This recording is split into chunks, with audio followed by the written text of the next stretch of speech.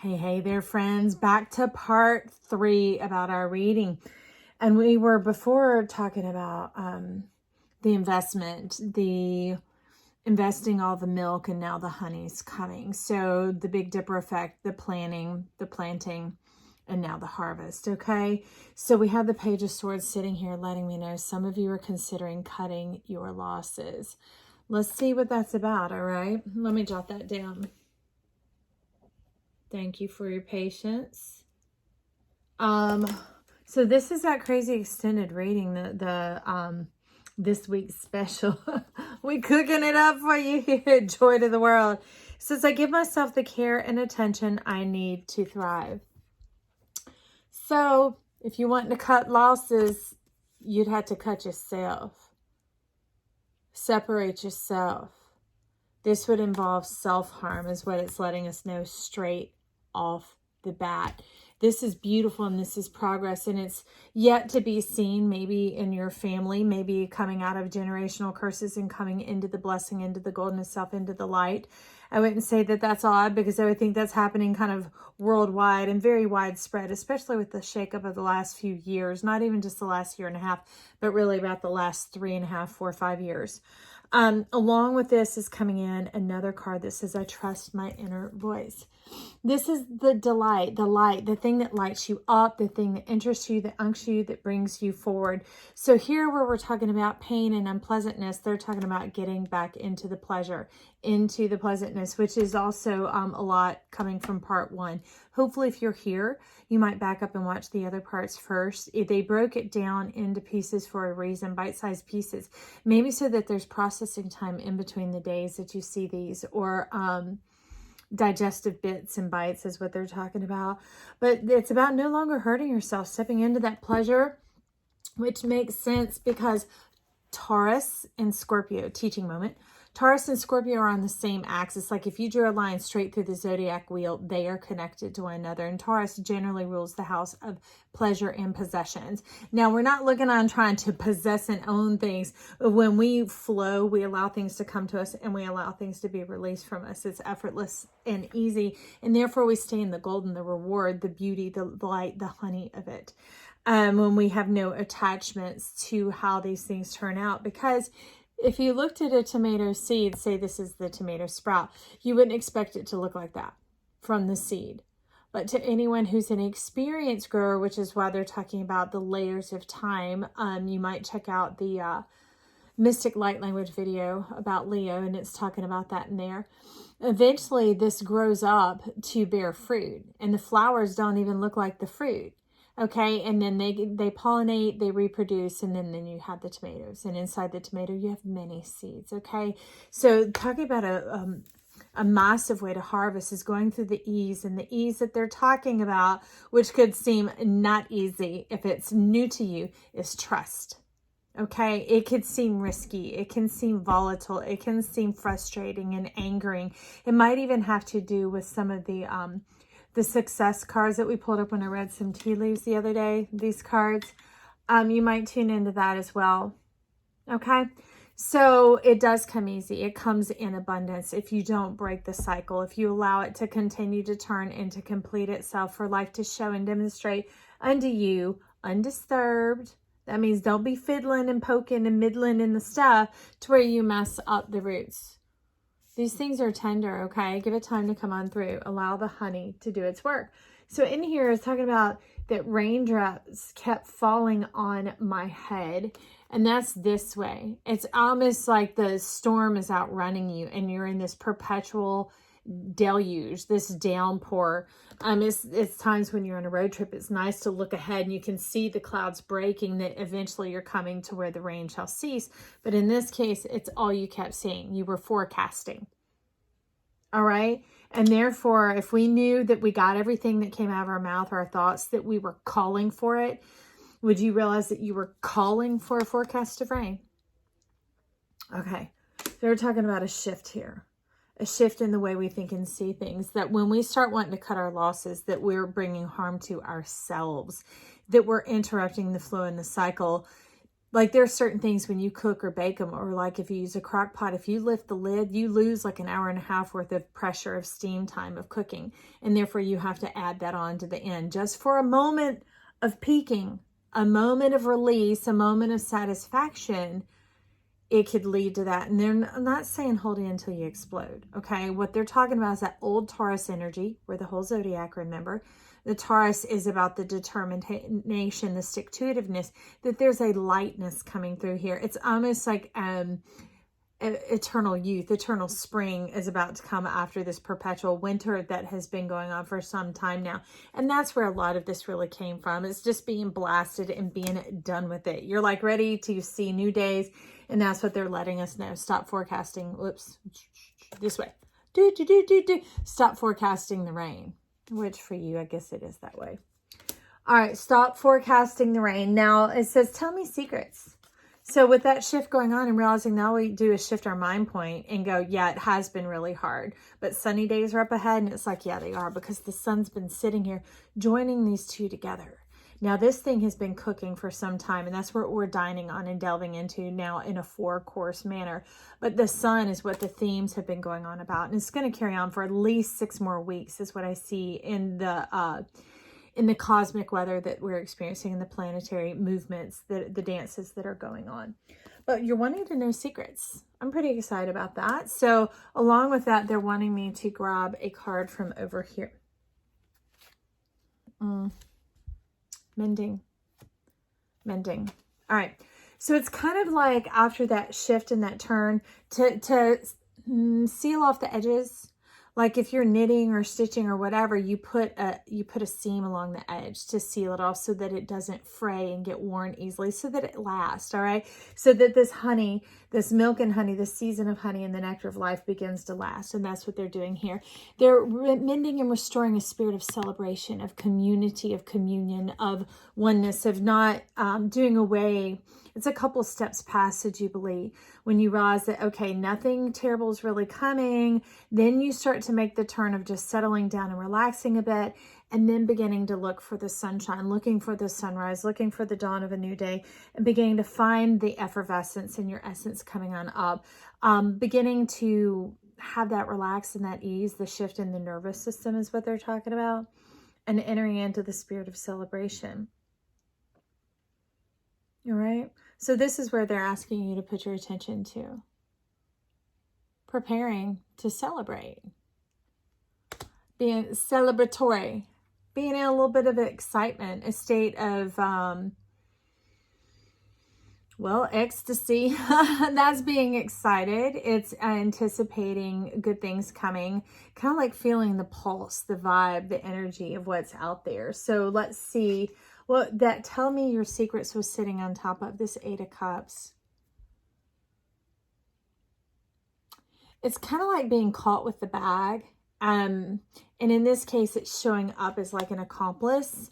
Like it wasn't whatever you went through, you weren't in the driver's seat. You weren't the mastermind behind it, should we say. That you innocently ended up alongside some mischief or some trouble or some things like that. And then you got roped and wrangled into it to where it felt like it turned the trajectory of your life. It robbed and stole you of life and set you on this other hell-bent path that you weren't hell-bent about. Look at you. But kind of accepting as your lot in life, your assignment in life. And like the Eeyore with the gray cloud following along, but Eeyore had great friends. Eeyore had a home. Eeyore had resiliency. Every time his house would fall down, he built a new one, but wasn't noticing those things. They're wanting you to notice what has been built in you during this time, what the earth is beginning to offer you. It's kind of like that seed that's over here. The seed and the tomato don't look anything alike. And they're saying it might have been a long time since you tasted what it is that brings you pleasure, that you desire. But don't turn away. Don't turn your back on this. Okay? You do know what the tomato plant looks like. You are aware that it's springing up and rising up around you, and that, yes, a harvest could come. But that's where this forecast was thinking that, oh, there's going to be this deluge, this downpour, which if you've ever been through that, it can beat down your garden plants and utterly destroy and wreak havoc on it, especially if it turns into hail. But anyways, being beat down by life, being worn out by that, and that's what has caused you to turn away from something that is about to rise up into a beautiful harvest. Don't abandon yourself, okay? I know things may have been hard and they didn't seem to go as planned. Remember that you were wrangled into being an accomplice alongside something that felt like it stole your joy, it stole your spark, your delight, your motivation, maybe your will to live. Okay. So part 1, the King of Swords, I told you he was yet to speak. He's ready to speak now. Some of you had been, well, they're saying bearers of bad news. It's not that you necessarily spoke the bad news. You were the one bearing it.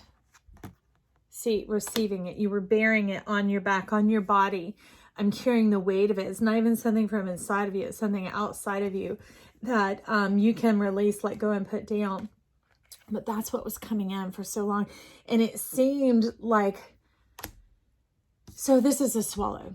Anyways, when you see one, you'd be prepared to see many, because it starts swooping and diving, and you can be so distracted by what's going on that before you know it, another one's coming at you and coming at you. And it felt like this perpetual deluge, like they said of the rain, this unending grief, this unending sorrow, this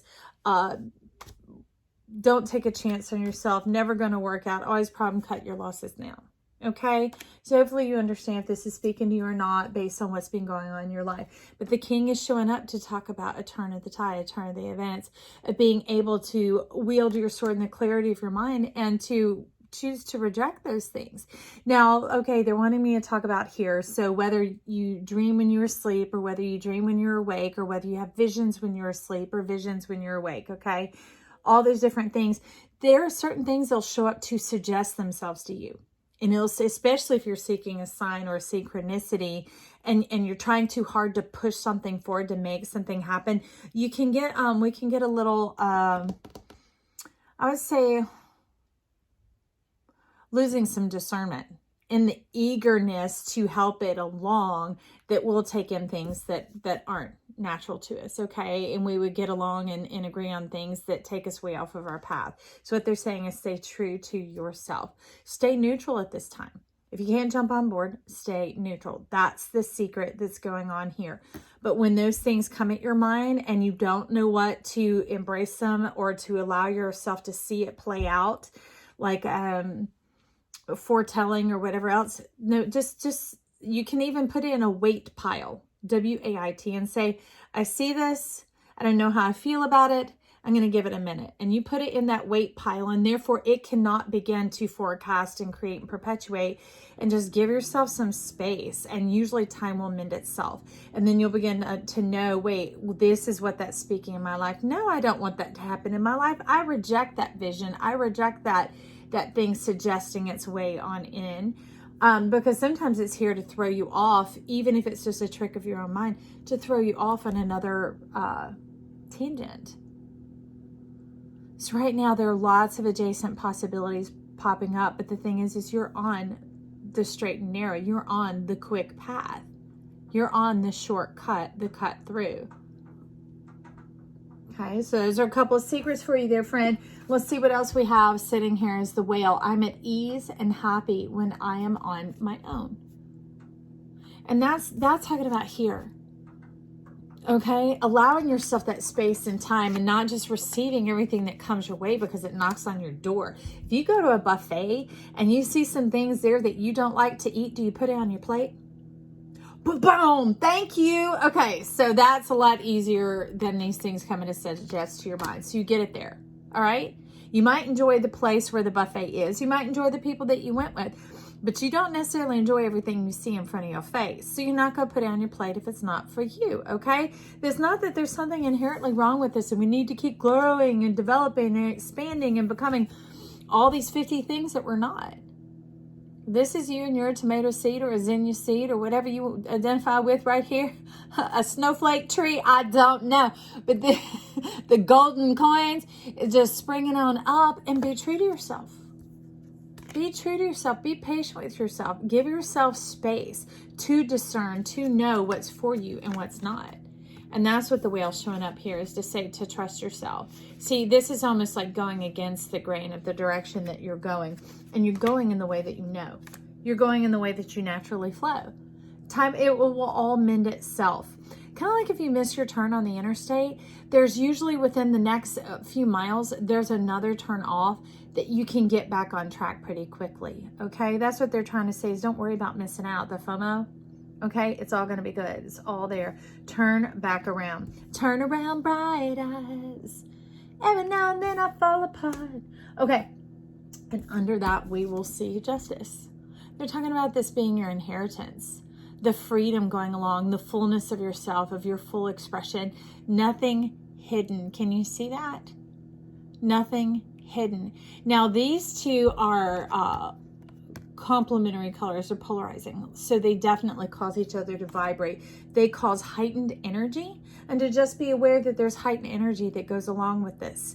It could seem like a little bit of timidity or being afraid, but really it is this surgence of newness. It's like the very thing that causes the seed to eventually burst and shoot up its green shoot through the ground. Okay, it goes from life to life.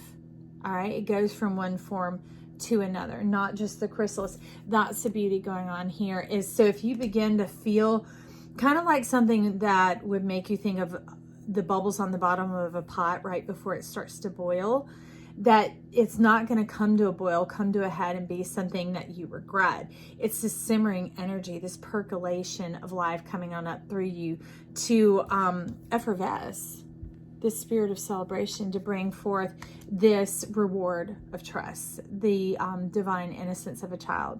Okay, so well, that wraps up that stream of it, part 3. It's about what? Cutting our losses. Okay, I'd say reconsider, friend. Nurture and love yourself. Leave the seeds in the ground, because your harvest is going to be mighty. The harvest of seed that comes about. And each year, the amount of what you reap and you sow is going to differentiate as to how much more you can share, expand, abound, so on and so on. If you're still here, something excited you, click that subscribe button. It's free as always. Also, punch that little like button right down there and give us some love at this channel and at YouTube. All right, I'll see you for part 4. Bye.